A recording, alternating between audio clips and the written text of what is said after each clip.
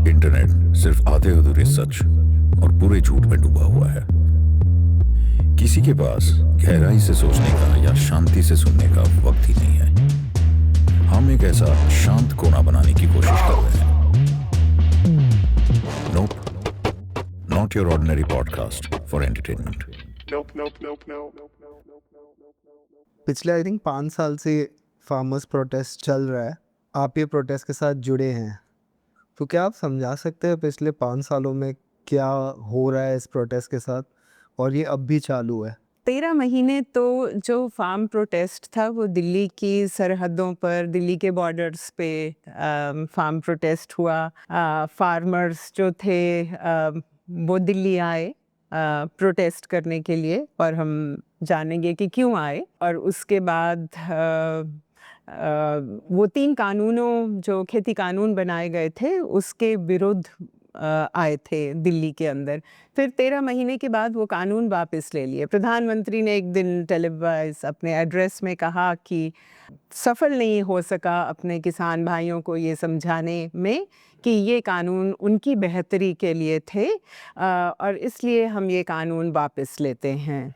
और जिस तरह से उन्होंने ये कानून पारित किए थे, बिना किसी परामर्श के, बिना किसी से बात किए, बिना कोई वाइडर डिस्कशन किए, उसी तरह से उन्होंने टीवी पे आके अनाउंस किया और वो वापस ले लिए कानून। तो उस वक्त फार्मर्स ने जो संयुक्त किसान मोर्चा जो ये लीड कर रहा था आंदोलन, किसान आंदोलन, उसने ये मांग रखी थी कि ये 3 कानून आपने वापस ले लिए, पर क्या गारंटी है हमें इसकी, आप कैसे वापस लेंगे, और जो बाकी की मांगे भी हैं वो कैसे पूरी होंगी। तो सरकार ने कहा था कि हम एक कमेटी बनाएंगे जिसमें हमारे नुमाइंदे होंगे, आपके नुमाइंदे होंगे, हम बात करेंगे, हम सब सुलझाएंगे और ये हम इस बात को आगे लेके जाएंगे। और फिर वो वैसा कुछ भी नहीं हुआ। और पिछले 3 साल से और 4 साल से जो किसान हैं वो उन्हीं मांगों को लेकर जो प्रधानमंत्री ने कहा था कि हमने मान ली हैं, जो कृषि सचिव ने कहा था कि हम डिस्कस करेंगे, आप आएंगे उस कमेटी में, ये सब लोग हम डिस्कस करेंगे, वो कुछ भी ऐसा नहीं हुआ। तो और दूसरी तरफ से पूरा का पूरा सरकार का ये मकसद है कि उन्हीं कानूनों को अलग अलग तरीके से वो बैकडोर से उसको पीछे के दरवाजे से लाते जा रहे हैं, जिसके खिलाफ किसान लड़ रहे हैं। पर ये बात बहुत ज़रूरी है ये वाली, इस तरह से इसको समझना कि किसान जब आए ही थे तो वो कैसे आ गए। ऐसा तो नहीं है कि लाखों किसान जो हैं अपना बोरिया बिस्तर बांध के वहाँ पर आके खड़े हो गए थे। उसके पीछे की भी प्रक्रिया थी, और वो प्रक्रिया यही थी कि जो भी सरकार करती जा रही थी, पॉलिसीज़ लाती जा रही थी, वो किसी तरह से भी लोगों से परामर्श के कुछ भी ऐसा नहीं हो रहा था। सरकार की एक रिट थी कि जो एक नेता हैं सरकार के, वो हैं तो सब कुछ मुमकिन है, उन्हें रोका नहीं जा सकता, वो रुक नहीं सकते, और हमें जो वो कह देंगे वो वाकई में देश के लोगों के हित में है, और लोगों को उसको मान लेना चाहिए। अगर वो चुपचाप नहीं मानते तो एक डर का माहौल बनाया गया कि वो जो एक रूपता है, जो समझ जाएं कि उनके हक में है, क्योंकि लीडर ये कह रहा है कि ये कानून आपके हक में है।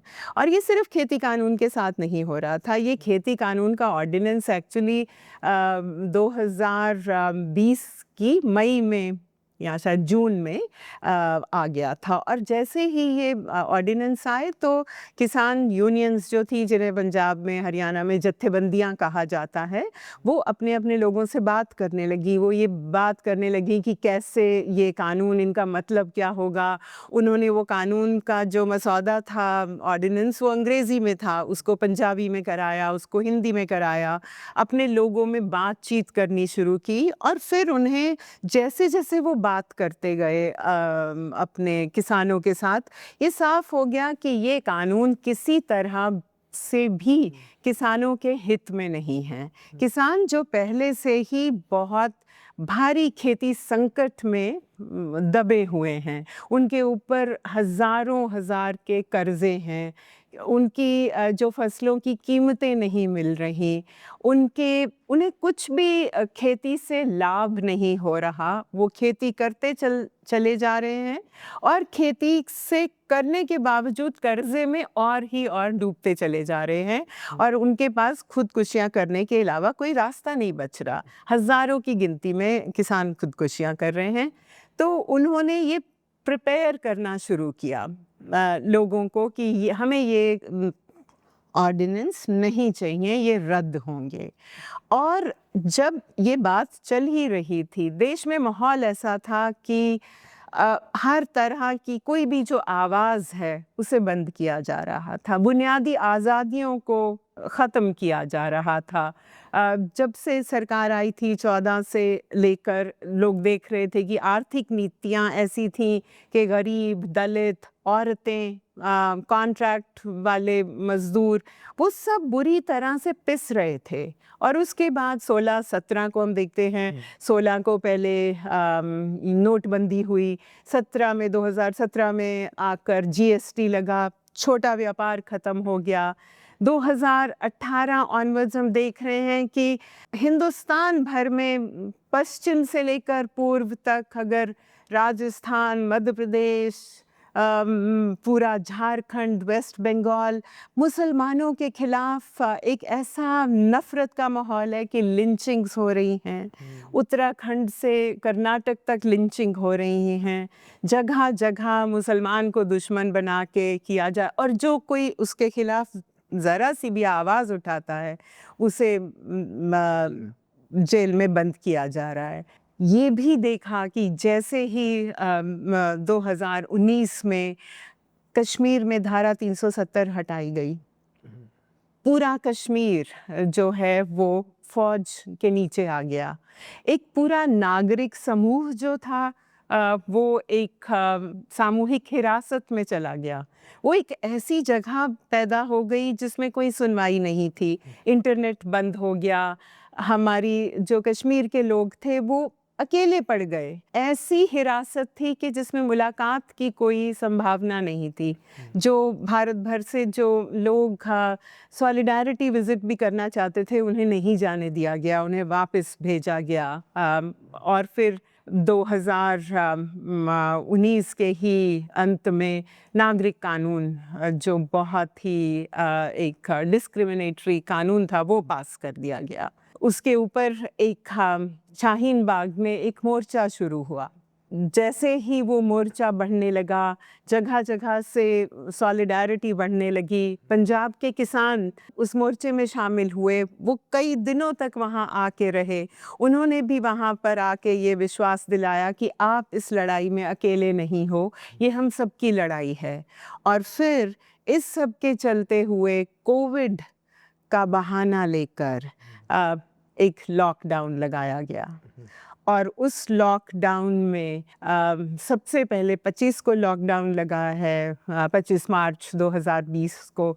24 मार्च की रात को शाहीन बाग को ध्वस्त किया गया क्योंकि हम रोज़ वहाँ जाने वाले थे। तो दिखाई दिया था कि जितनी ग्राफिटी थी, जितना आर्ट था, जो पोएट्री थी दीवारों पे, उसको रातों रात पेंट ओवर कर दिया गया।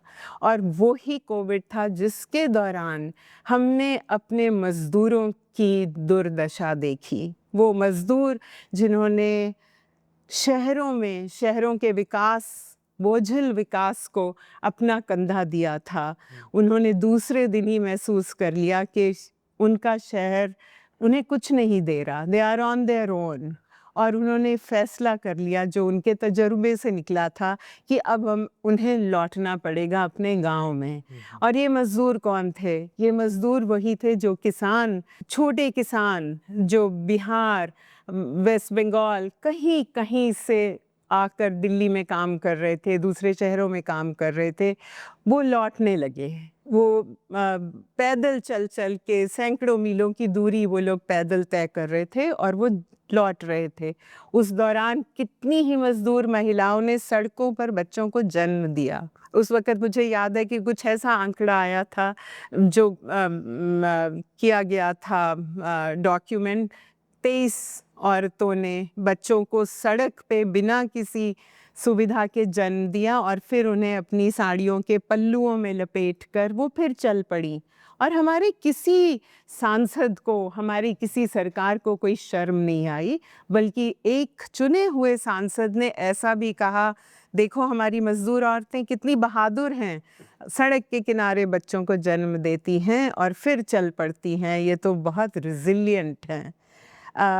और ये एक माहौल था और ये चलते चलते ये लोग सोच रहे थे कि जो दुर्दशा मजदूरों की हुई है उसके बाद शायद सरकार कोई ऐसे कानून लाएगी कि फिर से ये ना देखना पड़े। पर जैसे ही सितंबर आता है और सरकार अपना सेशन पार्लियामेंट का शुरू करती है तो कई कानून जल्दी से पारित करती है और सबसे पहले वो लेबर कोड्स पास कर देती है, जो मज़दूरों के जितने थोड़े बहुत अधिकार भी थे उनको भी, उनका यूनियनाइजेशन का, डे ऑफ वर्क का, लेंथ ऑफ वर्क का, और उनकी जो सोशल सिक्योरिटी है, जो सामाजिक सुरक्षा है, उससे सरकार का हाथ धो लेना, ये सब शामिल थे। और उसी वक्त उसी संसद के सेशन में सरकार सितंबर 14 को 2020 को तीन कृषि कानून पेश करती है। 14 को पेश करती है, 14 वही दिन था जिस दिन उमर खालिद को अरेस्ट किया गया और उससे 2 महीने पहले सफूरा जरगर और गुलफिशा को भी अरेस्ट कर लिया गया था और काफ़ी सारे और लोग, क्योंकि ये जो सरकार जैसे जैसे लॉकडाउन और अपना जो पक्का कर रही थी लोगों के ऊपर कब्ज़ा, उसमें प्रिवेंटिव डिटेंशन और एक्स्ट्राऑर्डिनरी जो लॉज हैं उनको यूज़ करके ये अरेस्ट हो रही थी। 14 सितंबर को ये 3 काले कानून, जिन्हें काले कानून किसानों ने कहा, ये लॉज जो हैं कृषि कानून, वो रखे गए।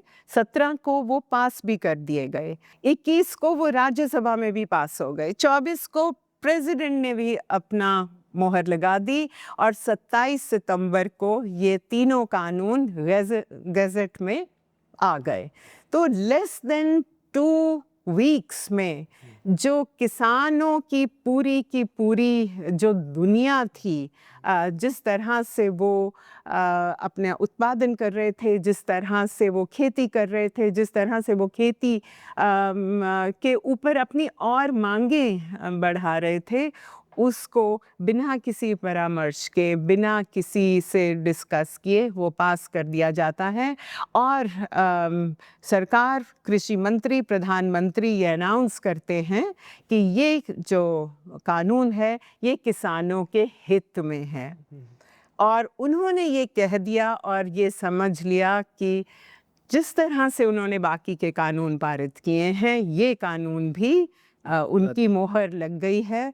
पर किसानों ने वो बाँह पकड़ ली। उन्होंने कहा ये हमारे हित में नहीं है, इन्हें वापस लो।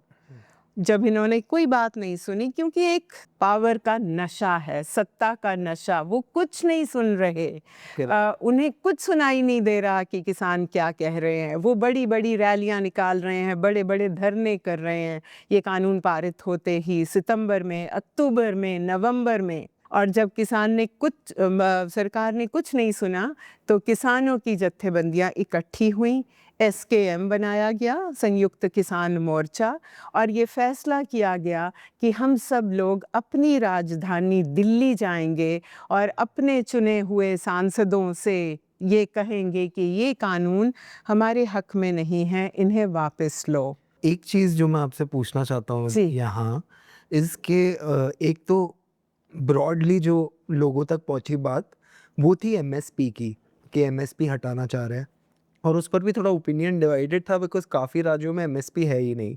आप अगर थोड़ा समझा सके कि ये कानून क्यों किसानों के हित में नहीं थे, तो आई थिंक लोगों को पता चलेगा कि किसान क्यों अब तक वहाँ है। किसान जो एमएसपी की मांग उनकी मुख्य मांग थी और वो हमेशा से मांग कर रहे थे और वो ये नई मांग नहीं थी। किसान पिछले कई दहाकों से मांग कर रहे हैं कि एमएसपी जो अभी कुछ ही फसलों में दी जाती है उसे सब फसलों पे दिया जाए और पूरे भारतवर्ष में दिया जाए। अभी जो एमएसपी है वो बेसिकली गेहूं और धान की फसलों पे है, बाकियों पे नहीं है, कम है, और कुछ जो छोटी फसलें हैं उन पे तो है ही नहीं। तो जो किसान ये मांग कर रहे थे कि हमें सिर्फ यही नहीं कि एमएसपी दो, एक एमएसपी दो जो सारी कॉस्ट को जमा करके जितना निकलता है हमारी तरफ, जो हम कीमत पड़ती है उसके ऊपर 50% का और मुनाफा दो, ताकि हम जो लोग जो उत्पादन कर रहे हैं, जो किसानी कर रहे हैं, जिनका ये धंधा है, जिनकी ये जीविका है, हम भी अपने बच्चे पाल सकें, हम भी एक जो डिग्निटी वाली ज़िंदगी है अपने बुज़ुर्गों का इलाज करा सके। और किसानों ने जब वो दिल्ली आए ये बातें बहुत खोल के लोगों के सामने रखी। उन्होंने कहा हम भी चाहते हैं कि अपनी बूढ़ी माँ की आँख बनवा सकें, हम उन्हें डेंचर लगवा सकें, हम अपने बच्चों को स्कूल भेज सकें। ये ऐसा क्यों है कि हम खेती करते हैं और फिर भी हमारे ऊपर कर्जा चढ़ता है? और उन्होंने ये एक्सप्लेन किया कि जो खेती की लागत है, जो कीमतें हैं जो उनके उत्पादन पे मिलती हैं वो तो लगभग स्थिर हैं, वो बहुत धीरे से बढ़ती हैं, जबकि इनपुट्स जो हैं जो बाहर से आते हैं, जो प्राइवेट कंपनीज जिनको बेचती हैं, चाहे वो खाद है, चाहे वो कीटनाशक हैं, वो बीज हैं, और जो फसलों का बार बार तबाह होना, ये सब की जो कॉस्ट है ये बहुत बढ़ती जा रही है। और उनकी मांग ये थी किसानों, और आज भी है क्योंकि सरकार ने कुछ भी ऐसा नहीं किया कि एमएसपी की गारंटी दी जाए, जो बाद में किसानों ने मोर्चे पर ही कानूनी गारंटी जो थी वो ऐड कर दी थी अपनी डिमांड में कि हमें लागत 50% उसके ऊपर प्रॉफिट और इसकी कानूनी गारंटी चाहिए कि आप दोगे ही, ये कोई हमारे ऊपर एहसान नहीं है। सरकार का ये वो होनी चाहिए रिस्पॉन्सिबिलिटी कि वो देश के अन्नदाता जो लोगों के लिए खाना उगा रहा है उसे 50% मुनाफा दे, जिसको, और ये बात बहुत देर तक सामने आती रही कि जो बाकी जगह पे तो गारंटी है ही नहीं, कोई मंडियां ही नहीं हैं, तो ये मांग तो सिर्फ जो ग्रीन रेवोल्यूशन, जो हरित क्रांति वाला इलाका है, पंजाब, हरियाणा, वेस्टर्न यूपी या अब मध्य प्रदेश उसमें शामिल है, उसी के किसानों की मांग है। और एक तरह की ओपिनियन और एक नैरेटिव ये भी रहा कि ये धनी किसानों की मांग है, वो ही चाहते हैं कि उन्हें मुनाफा मिले और बाकी की हिंदुस्तान को कुछ लेना देना नहीं है, हिंदुस्तान की किसानी को, वो तो वैसे भी अपनी फसल इधर उधर ही बेचते हैं। तो मांग ये थी कि जो किसान उगा रहा है और वो जो भी फसल उगा रहा है, चाहे वो दालें हैं, चाहे वो सब्जियां हैं, फल हैं या अन्न है, उसके ऊपर सरकार एमएसपी तय करे, जो कि वो कर देती है, पर उसके ऊपर खरीदे भी। मांग जो डिफरेंस था वो यही था कि खाली तय नहीं, खरीदो, मंडियां बनाओ और मंडियों को ध्वस्त ना करो। जबकि 3 कानूनों में जो दूसरा कानून था वो यही था कि जो मंडियां हैं वो तो खरीदेंगी ही, पर हम अनाज का जो बाजार है उसे खोल रहे हैं कि प्राइवेट प्लेयर भी आकर फार्म गेट से वो अनाज खरीद सकते हैं, जिसको किसानों ने कहा हम समझ गए आपकी चाल, आप मंडियां ख़त्म कर देना चाहते हैं, क्योंकि जब आपने प्राइवेट प्लेयर एंटर करा दिए, जो कि हम पिछले 3-4 साल से मैंने पंजाब और हरियाणा में देखा है बहुत पास से। प्राइवेट प्लेयर्स हैं, स्पेशली सीलोज़ हैं, अडानी के सीलोज़ हैं, वहाँ पे वो बहुत जल्दी आपको कहते हैं कि आप अपनी ट्रॉलीज़ जो धान है या गेहूँ है लेके आइए, हम उसी वक़्त तोलेंगे, उसी समय आपको पैसे देंगे और आप घर जाएँ। जबकि जो सरकारी एपीएमसी मंडियाँ हैं, वहाँ किसानों को कई दिनों तक बैठना पड़ता है। वहाँ पे कभी किसी चीज़ की कमी आ जाती है, कभी मशीन नहीं चलती, कभी वो जो बोरे हैं जिनमें अनाज भरा जाता है उनकी कमी आ जाती है, कभी इंस्पेक्टर नहीं होते, तो कई दिन लग जाते हैं किसानों को वहाँ पे बैठे हुए। तो पहले से ही वो एक एफिशिएंसी जो प्राइवेट तंत्र की एफिशिएंसी है वो दिखाकर एक सिनेरियो बना रहे हैं कि अगर प्राइवेट होगा तो ऐसे ही आप बेचेंगे, ऐसे जेब में पैसे डालेंगे, घर जाएंगे, जबकि आप इन सरकारी मंडियों से में आप रुलते रहते हैं, यहाँ दिनों दिन बैठते हैं। तो किसानों की मांग थी कि इन मंडियों को बेहतर करो, इन मंडियों में ही खरीदो। ये मंडियाँ सिर्फ यहीं नहीं, हिंदुस्तान भर में ऐसी मंडियाँ स्थापित करो जहाँ जो भी उग रहा है वो किसान उस जगह पे जाए, बेचे और फिर अपने जो पैसे हैं वो लेकर वापस जा सके। तो ये जो बात थी कि खाली ये पंजाब हरियाणा या ऊपर के किसानों की मांग है, ये सही नहीं थी। ये भी एक नैरेटिव था जो ठेला जा रहा था, और इसलिए भी ठेला जा रहा था क्योंकि जो नीतियाँ बनाने वाले लोग हैं उन्हें भी लगता है देयर इज़ एक किस्म का जो स्केप्टिसिज्म है कि ये अब डेड एंड है, जो ग्रामीण है, खेती है, किसान है, ये सब एक भारत का ऐसा जगह है जहाँ कुछ ग्रोथ नहीं है, उत्पादकता इतनी कम है। अब इन सब लोगों को ये छोड़ना चाहिए और इन्हें शहरों में आ जाना चाहिए। भारत के तकरीबन 86% जो किसान हैं वो छोटे, बिल्कुल मार्जिनल, सीमांत और छोटे किसान हैं जिनके पास औसतन 1.6 हेक्टेयर लैंड है। वो बहुत छोटे किसान हैं और ये छोटे किसानों का आंदोलन था। वो छोटे किसान मांग कर रहे थे कि हमारी फसलें खरीदो, जबकि पॉलिसी की पूरी डायरेक्शन तीनों कानूनों में यही थी कि यहाँ से निकलो। तुम अब एक ऐसी जगह पे पहुँचे हुए हो कि हम तुम्हारा कुछ नहीं कर सकते, अब तुम यहाँ से निकलो, शहरों में जाओ। तो जो किसानों ने ये जब कहना शुरू किया कि ये हमारी ज़मीनों को ले लेना चाहती है किसान इन कानूनों के माध्यम से, तो सरकार ने कहा ये सब झूठ है, हम किसकी ज़मीन ले रहे हैं। ठीक उसी तरह जैसे उन्होंने नागरिकता कानून के वक्त कहा था, हम तो नागरिकता दे रहे हैं, छीन थोड़ा रहे हैं, आप तो बहकावे में आए हुए हो, आपका तो बुद्धि कम है, आप समझ नहीं रहे, आप पैसे लेके आए हुए हो, आप माओवादी हो, आप नक्सल हो, आपने ठान लिया है किसान को, आप नहीं समझ रहे। हम किसी की लैंड नहीं ले रहे, क्योंकि 3 कानूनों में लैंड छीनना तो कोई कानून नहीं था। पर किसानों ने ये कहा जब आप हमारी ये मंडियां बंद कर दोगे, जब हमें प्राइवेट प्लेयर के सहारे छोड़ दोगे, तो हमारे पास किसी भी तरह का रिस्क जो है कि 1 साल आपने हमारी फसल नहीं खरीदी, तो हमारे पास कोई ऐसा बचाव नहीं है कि हम अगले साल फसल बीज सकेंगे, हम अगले साल खाना भी खा सकेंगे। तो हमारे पास क्या चारा बचेगा कि हम मज़दूर बन जाएं। हमारी जो ज़मीन है जो पहले ही गिरवी पड़ी है बैंकों के पास, वो हमारी ज़मीन आप ले लें और हम मज़दूर हो जाएं। और फिर जो लॉकडाउन के टाइम पे मज़दूरों की हालत हुई थी, उसको एक बहुत सीरियस तरीके से किसानों ने देखा।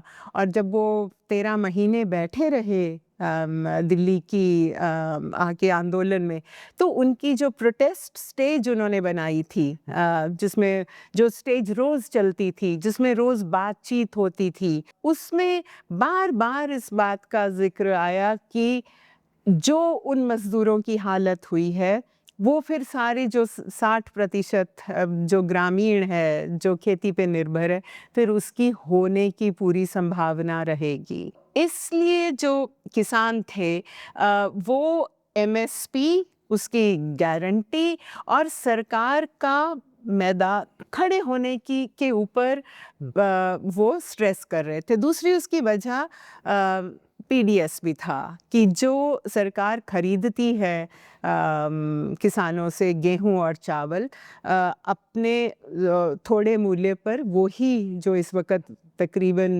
82 करोड़ लोग जो वो जिनको दिया जा रहा है सस्ती राशन, वो उसी में से ही दिया जा रहा है। और एक जो एक ख़तरा ये भी था कि अगर किसानों से ये सरकार लेना बंद कर देगी, एपीएमसी को ख़त्म करके धीरे धीरे प्राइवेट मार्केट में ले जाकर, और एसेंशियल कमोडिटीज़ एक्ट है उसमें भी जो बदलाव आएगा, तो जो ये पीडीएस है, पब्लिक डिस्ट्रीब्यूशन सिस्टम के अंदर ये जो अनाज दिया जाता है, आसानी से सरकार इससे हाथ खींच लेगी। और वो बहुत जगह होते दिख भी रहा था कि किसान जो सरकार है वो कह रही है कि हम कैश ट्रांसफ़र कर देते हैं, हम आपको पैसे दे देते हैं, आप खुद ले लो। ये जानते हुए भी कि जो अनाज है, जो भूख है, वो अभी भी भारत का एक मेजर चैलेंज है। और ये जो तीनों कानून जोड़कर उसमें से जो कहानी निकल रही थी वो यही थी, जो किसानों ने बहुत ही अच्छे तरीके से, बहुत ही साधारण तरीके से समझ ली, और जो समझना चाहते थे उन्हें समझा भी दिया। और ये कहा कि हमारी ये मंडियां ख़त्म होंगी तो हम मजबूर हो जाएंगे यहाँ से निकलने के लिए, ये हमारे खेत चले जाएंगे, बड़ी कॉरपोरेट प्लेयर्स जो हैं वो एंटर हो जाएंगे, वो वही उगाएंगे जो संसार मंडी में जिस फसल की या जिस कमोडिटी की ज़रूरत है वो वही उगाएंगे। वो धान क्यों उगाएंगे अगर धान की कोई कीमत नहीं है? और जो बड़ी बड़ी फर्म्स आ जाएंगी, बड़ा बड़ा अडानी आएंगे, अंबानी आएंगे, और ये दिख रहा था। और जो उनकी एक महत्वाकांक्षाएं थी इन कॉरपोरेट ग्रुप्स की, अडानी अंबानी की, उसको भी किसानों ने भांप लिया था। और इसी वजह से आंदोलन का बहुत सारा गुस्सा उन पे भी केंद्रित था, और इसीलिए टोल प्लाजास बंद किए गए थे। इसीलिए अडानी का जो ड्राई पोर्ट था पंजाब के अंदर रायपुर में, पूरे 13 महीने उस के बाद पिकेटिंग हुई है, और एक भी गाड़ी उसके अंदर नहीं जा सकी, क्योंकि उनकी ग्रीड जो है, और जो फार्म टू फोर्क वो अनाउंस करने लग गए थे। जैसे ही कानून पारित हुए, जो अंबानी रिलायंस का वेब पेज है, उसके ऊपर एक नया पेज ऐड हुआ था, फार्म टू फोर्क, कि हम इतनी ऐसे टेक्नोलॉजी लाएंगे कि खरीदेंगे और आपके टेबल के ऊपर खाना जो है वो पहुंच जाएगा। तो जिसको किसानों ने बहुत बुरा माना, और उन्होंने फिर इस बात को, फिर बात इतनी नहीं रह गई कि ये 3 खेती कानूनों के खिलाफ लड़ने वो बैठे रहे। उन्होंने कहा ये हमारी फसलों और हमारी नस्लों की लड़ाई है, ये हमें ख़त्म कर देना चाहते हैं और हम डटे हुए हैं। तभी एक वहाँ पे स्लोगन था, जगह जगह लिखा हुआ था कि बच्चा बच्चा झोंक देंगे, ज़मीनों से कर्ज़े रोक देंगे, ज़मीनों से कब्ज़े रोक देंगे, हम अपना एक एक बच्चा यहाँ लगा देंगे पर ज़मीनों पे। और फिर उसको यही बार बार कहते रहे, कौन ले रहा है आपकी ज़मीनें? तो उन्होंने कहा ये जैसे हम दिखा रहे हैं ऐसे ही आप ये ज़मीनें हमारी आप ले रहे हो। तो ये एक जो समूचा बनाया वहाँ पर, उससे एक बात साफ हो गई कि हिंदुस्तान की विकास की नीति में जिस तरह से ग्रामीण और जिस तरह से किसान की अहमियत ख़त्म की गई है धीरे धीरे, और अब ज़ीरो कर दी गई है, उस कि उसके ऊपर से पॉलिसी मेकर्स की तो नज़र भी जा चुकी है। अब वो सिर्फ इसको ऐसे ही देख रहे हैं। नीति आयोग पिछले 5-6 सालों में या 8 सालों में 2-3 बड़े पर्चे निकाल चुका है, जिसमें एक में वो कहता है कि अगले 5 साल में 10 करोड़ लोग खेती से बाहर निकाल दिए जाएंगे, अगले इसमें 5 करोड़ निकाल दिए जाएंगे और ले जाए कहाँ जाएंगे? तो किसान यही पूछते रहे कि क्या कहाँ धक्का दोगे हमें निकाल दोगे और लेके कहाँ जाओगे? आपके तो कहीं पे भी कोई हमारे लिए नौकरियां इंतज़ार नहीं कर रही। 10,000 की नौकरी के ऊपर मज़दूर ज़िंदा हैं जो खाना घर से लाते हैं। तो हमारे खेत, हमारे छोटे छोटे खेत, कुछ बीघों के खेत ही हमारी सुरक्षा हैं। गांव हमारी सुरक्षा है, जहां हम बीमार होते हैं या आराम की ज़रूरत होती है या हमें औरतों को बच्चे जन्ने हैं तो वापस जाते हैं। अगर हमारे गांव नहीं रहेंगे, हमारे वो खेत नहीं रहेंगे तो हम कहाँ जाएंगे? और इस बात का जवाब हमारे जो नीति आयोग हैं, जो नीतियां बनाने वाले हैं, उनके पास नहीं था भी। और किसान आंदोलन ने जो एक चीज़ जो बहुत महत्वपूर्ण थी वो ये थी कि उन्होंने ये सारे मसले खोल दिए कि हिंदुस्तान के विकास में 60% लोगों की जिस तरह की अनदेखी हो रही है, उसका असर कहाँ कहाँ दिख रहा है। और प्रोटेस्ट स्टेज, मैं कहूँगी कि जो मंच बने थे वहाँ पर 3 मंच दिल्ली के सिंघू और टिकरी और बहादुरगढ़ की जो बीबी गुलाब कौर स्टेज बनाई गई थी, वहाँ पर बहुत सारे लोग आए। खाली किसान ही नहीं आए, मछुआरे आए, जिन्होंने आके कहा कि सागर हमारी ज़मीन है जिसमें हम मछलियों की फसल लेते हैं, हम भी किसान हैं। आदिवासियों ने कहा कि जंगल हमारे, जहाँ से हम फल बीनते हैं, जहाँ से हम तेंदूपत्ता निकालते हैं, वो हमारे खेत हैं। जो हिमाचल के सेब उगाने वाले काश्तकार आए और उन्होंने कहा कि वो हमारी खेत हैं। और जब वो अपनी बात बताते गए कि कैसे उनके पैरों के नीचे की ज़मीन खींची जा रही है, तो ये बात साफ होने लगी कि वो ज़मीन कैसे खिंच रही है और कौन खींच रहा है। जो हिमाचल के एप्पल ग्रोअर्स थे, उन्होंने बताया कि कैसे अडानी एक प्लेयर है जो सेब का एक जैसे ही सीज़न होता है वो एक मूल्य फ्लोट कर देते हैं, और हालांकि वो कुछ 20-25% सेब ही खरीदते हैं, पर जो वो मूल्य फ्लोट कर देते हैं वो बाकी की 75% के ऊपर लागू हो जाता है। मतलब जो रेट वो फिक्स जो रेट वो फिक्स कर देते हैं और वो मनमर्जी से रेट फिक्स कर देते हैं। उनके पास गोदाम है, वो संभाल सकते हैं।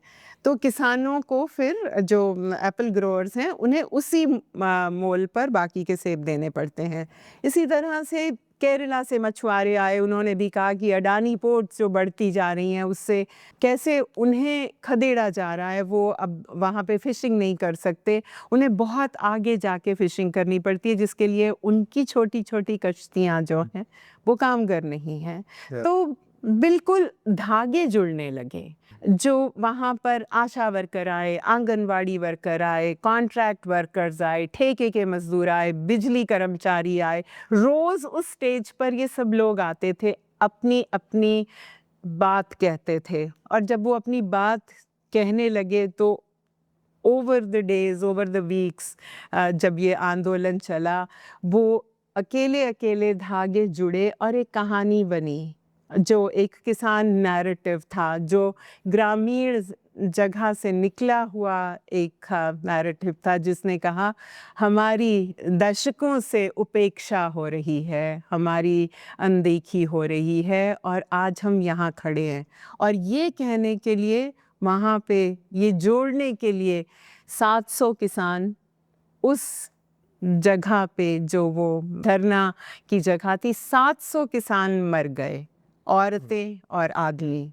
और वो मरे किसी बीमारी से नहीं मरे, ना ही उन्हें कोरोना हुआ, उन्हें कुछ ऐसा नहीं हुआ।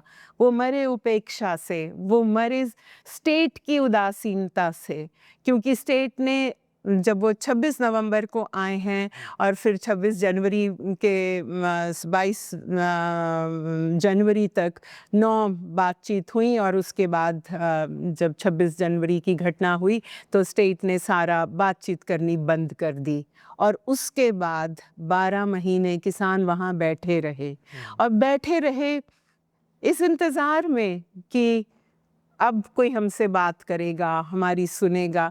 मैं वहाँ जाती थी, मीलों तक फैले हुए किसान बैठे थे सड़कों पर अपनी छोटी-छोटी ट्रॉलियों के अंदर घर बना के। ऐसी गर्मी, तपिश वाली गर्मी दिल्ली की, जून, जुलाई।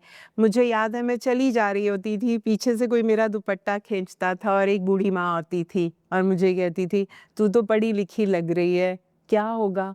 अब क्या होगा? मोदी बोलेगा हमसे, वो बात करेगा हमसे, अब क्या होगा?"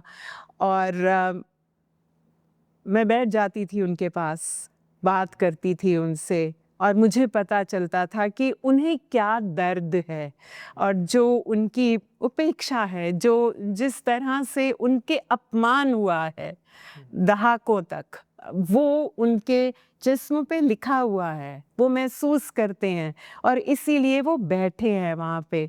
मैं पूछती थी कैसे हैं तो कहते थे बैठे हैं और उनके बैठे से सरकार को उठना पड़ा। वो निहत्थे बैठे थे, बिल्कुल बैठे थे।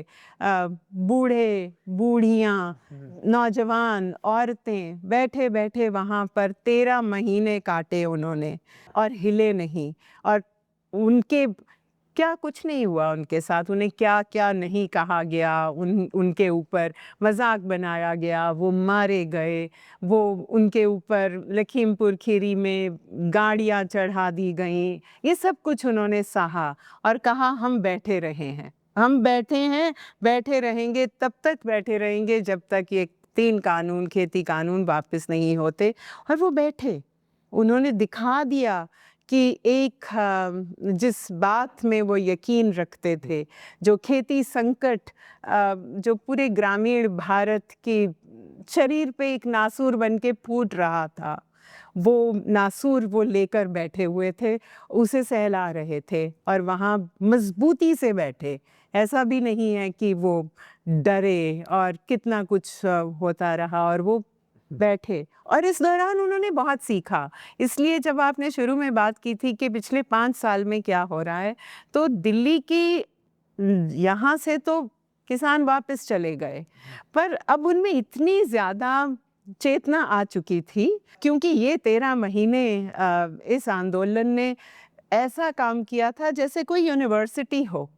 उन्होंने और किसान लीडरशिप की एक परिपक्वता इतना और सयानप इतने बुद्धिमान, इतने पके हुए वो लीडर थे कि उन्होंने इन 13 महीनों में किसानों को जिस तरह से तैयार किया है, वो एक लंबी लड़ाई के लिए तैयार किया। उन्हें ऐसे टूल्स दिए हैं जिसको लेकर एक बहुत साधारण सी बात है, जब किसान 26 नवंबर 2020 को आए और अभी वो जम रहे थे, तो 10 दिसंबर ह्यूमन राइट्स डे आया। उन्होंने फैसला किया कि आज का जो ये 10 दिसंबर का दिन है मानव अधिकारों के लिए, किसान बुद्धिजीवियों और की रिहाई की मांग करेंगे और पूरी एक स्टेज बनी जिसमें चाहे वो भीमा कोरेगांव के जो अरेस्टी हैं या जो दिल्ली में जो दंगा जिसे कहा गया और उसके बाद के हमारे विद्यार्थी और नौजवान जो कैद में थे, उनके लिए वो दिन मनाया गया, उनके पोस्टर बनाए गए और किसान नेताओं ने स्टेज से अपने लोगों को ये समझाया कि हम तो किसान हैं, पर हम बुद्धिजीवियों की रिहाई की मांग क्यों कर रहे हैं? ये कौन लोग हैं? ये पढ़ने वाले, ये लिखने वाले, ये तालिब इल्म जो स्टूडेंट्स हैं, ये क्या हैं हमारे लिए, इनकी क्या महत्व है, ये समझते हैं, ये हमें बताते हैं, ये हम इनसे सीख कर कितना कुछ जाने हैं। और अगर इनको सिर्फ पढ़ने पढ़ाने और लिखने बोलने के लिए अंदर किया जाता है तो ये हमारा मसला है, ये किसानी का मसला है। और फिर जब 3 कानून वापस होने के बाद 2021 की दिसंबर को 10 दिसंबर को आखिरी दिन था, क्योंकि 10 तारीख को किसान लौट गए थे 10 दिसंबर को। फिर एक बार उन्होंने मानवाधिकार दिन मनाया और फिर से बोलने की आज़ादी की बात की और कहा कि कैसे मानवाधिकार जो हैं वो सबके लिए कितने ज़रूरी हैं। तो मुझे as a human rights defender, as an activist, an urban activist, मुझे ऐसा लगा कि जो एक डिस्कोर्स था मानवाधिकार का, जिसे हम भी ऐसा ही समझते थे कि ये कहाँ डिस्कस होता है, बहुत ही एक जो कुलीन जगहें होती हैं, हाई फ्लाइंग, वहाँ पे मानवाधिकार बनते हैं, उनकी धाराएं बनती हैं, साइन होते हैं। पर किसानों ने मानवाधिकारों का जो डिस्कोर्स है, ऐसे किसानी जो उस वक़्त आंदोलनित थी, उसके बीच में खड़ा किया, समझाया।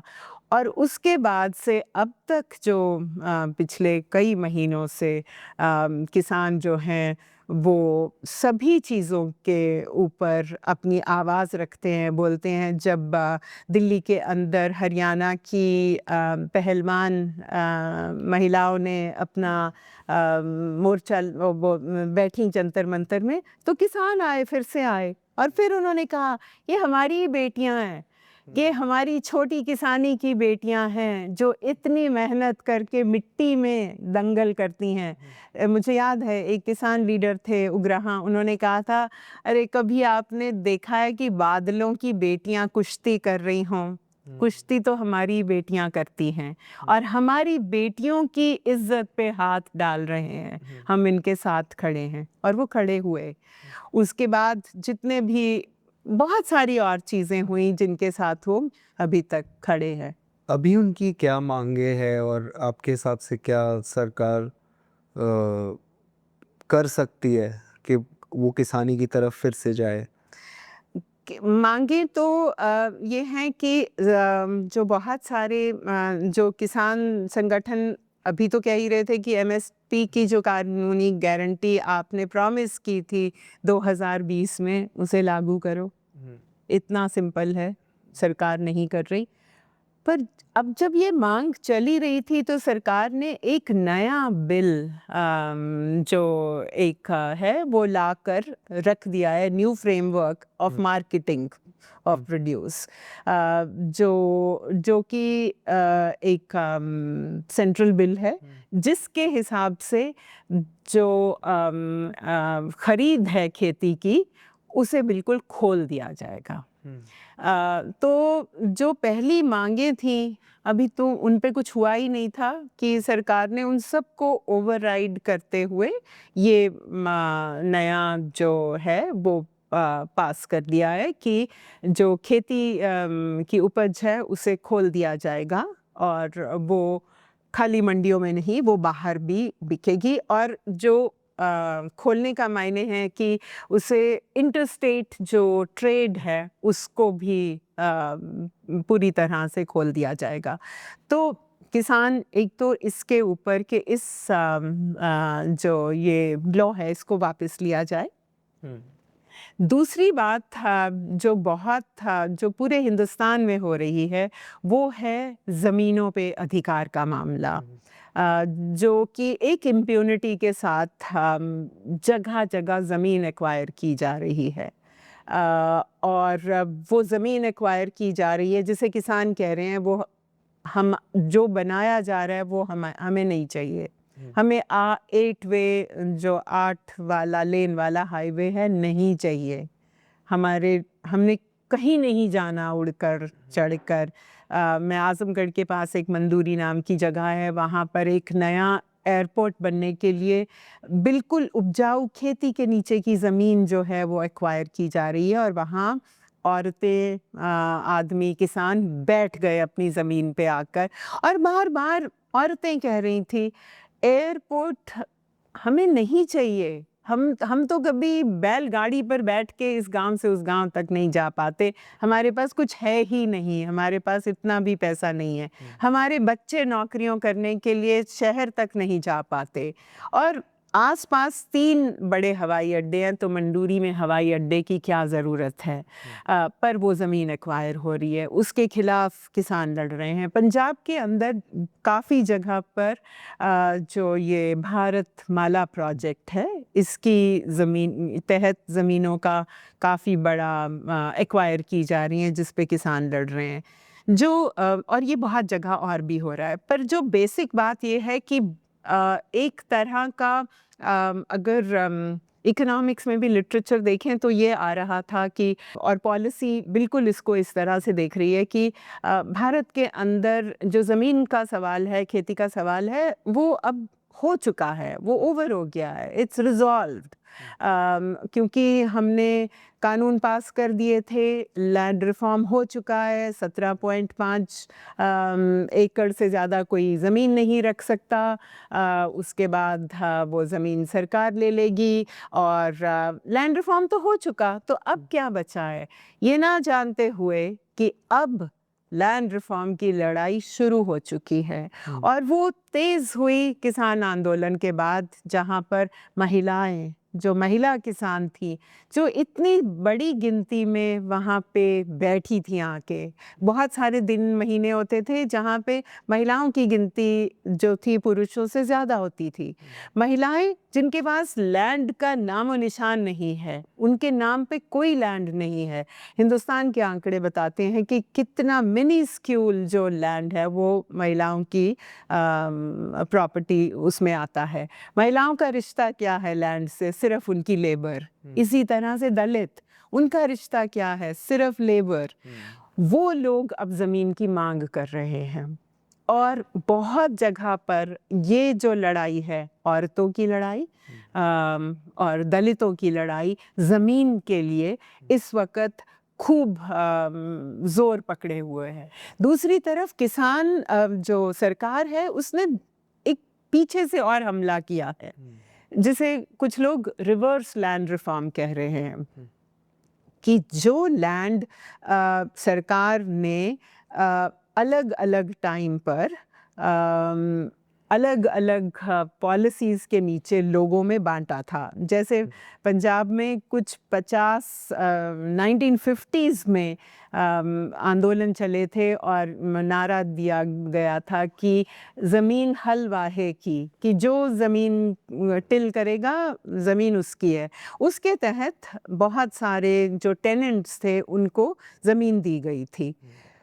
अब उनकी चौथी जनरेशन वो ज़मीनों पे काम कर रही है, पर कोई पुराने कानून, कुछ कागज़ी कार्रवाइयाँ लेकर जगह जगह ये हो रहा है कि ये लैंड उनसे वापस लिए जाएगा, क्योंकि इस लैंड, ये फला राजा की लैंड थी, उसने तब सुप्रीम कोर्ट में गया था, उसको ये उस वक़्त राहत मिली थी, पर आंदोलन की वजह से ये हुआ था, और सरकार ने जो पारित किया था स्टेट असेंबली ने, वो मान्य नहीं है। तो अब वो ज़मीनें दोबारा जो है वो ली जा रही हैं, जिसकी वजह से, और किसान कह रहे हैं कि हमारी ओवर आर डेड बॉडीज़, ये एक जेओंद नाम का गांव है पंजाब में, जहां 900 एकड़ लैंड जो है वहाँ पे टेनेंट्स के पास, जो अपने को मालिक ही समझ रहे थे अब तक, उनसे वो ज़मीन ली जा रही है। और सरकार ने अपने घोड़ों पर पुलिस को भेज दिया, ड्रोन भेज दिए कि इसकी मापाई होगी, नपाई होगी, और किसानों को कह दिया गया कि ये खाली करो, और वो नहीं कर रहे। इसी तरह से जो दलित हैं पंजाब में, एक काफ़ी बड़ा आंदोलन चल रहा है, दलित ज़मीन मांग रहे हैं। और एक गांव था जिसका नाम था बेचिराग, और वहाँ पर कुछ 700-800 एकड़ ज़मीन किसी राजा की ऐसे ही पड़ी थी। तो दलितों ने उस जगह जाकर उस ज़मीन का कब्ज़ा किया और कहा कि ये ज़मीन हमारे हिस्से की है और इस बेचिराग में हम चिराग जलाएंगे और इसमें हम एक नया बेगमपुरा बसाएंगे। जो गुरु रविदास का एक कॉन्सेप्ट था कि एक ऐसा जगह होगी दलितों के लिए जो गम से दूर होगी, बेगम होगी। तो उन्होंने अनाउंस कर दिया कि ये जो बेचिराग गांव के 800 के करीब एकड़ है शायद, वो उसको उन्होंने बाड़ लगा ली। पर जब वो कब्ज़ा लेने जा रहे थे तो पुलिस ने, पंजाब पुलिस ने उन्हें बहुत तशद्दुद किए, मारा पीटा और वहाँ से खदेड़ दिया। पर वो भी डटे हुए हैं और पूरे आंदोलनित है। इसी तरह की कई सारी जो हैं जो लैंड की स्ट्रगल्स हैं वो हरियाणा में चल रही हैं, मध्य प्रदेश में चल रही हैं, आंध्रा तेलंगाना में चल रही हैं। हमें बस इतना वक्त नहीं है कि हम सबको उनको जोड़ पाएँ, पर वो अगर हम उन्हें जोड़ के देखते हैं तो हमें दिखेगा कि जो किसान है वो अपनी उपेक्षा से ना कर रहा है और उन्हें ये हिम्मत और जो अन्याय के खिलाफ लड़ने की जो एक बुनियादी इच्छा होती है वो किसान आंदोलन से मिली। किसान आंदोलन ने मैं समझती हूँ कि जो लीडरशिप थी उसने अपनी एकता से और अपना जो ये प्रतिरोध था उस पे दृढ़ रहने की वजह से लोगों को इतनी उम्मीद दी कि एक नया जो पॉलिटिक्स ऑफ होप है उसे जनरेट किया। नाउम्मीदी के दौर में उम्मीद का जगना जो है वो इस किसान आंदोलन ने जो दिया वो आज ग्रामीण भारत में दिखाई दे रहा है। ग्रामीण भारत जो हम शहरियों की, हम सबकी नज़रों से दूर हो चुका था, हमें कुछ नहीं दिख रहा था, नज़र नहीं आ रहा था।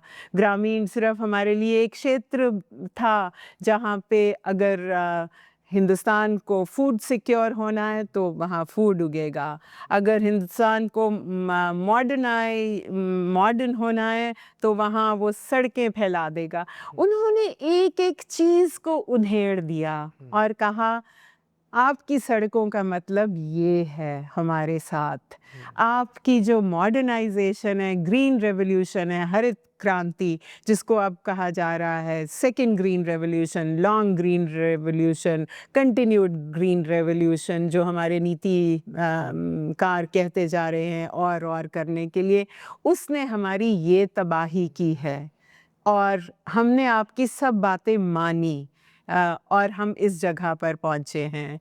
तो ये बातें जो मुझे लगता है ये खुली हैं, हम में से बहुत सारे लोग उससे प्रेरित हुए और यही किसान आंदोलन ने हमारे लिए किया, हिंदुस्तान के लिए किया। मैं अब भी कई बारी जब मैं अब भी जाती हूँ किसानों के पास तो मैं उनसे ही हमेशा कहती हूँ आपकी तो जिम्मेदारी है हमें हौसला देना, तो आपने पहले भी दिया और अब भी देंगे। चाहे अभी जो हिंदुस्तान पाकिस्तान की जंग हुई, एक इतना शायद कहीं अखबार में नहीं आया कि पंजाब के हर ज़िले में ज़िला मुख्यालयों के बाहर किसानों ने धरने दिए और कहा जंग नहीं अमन।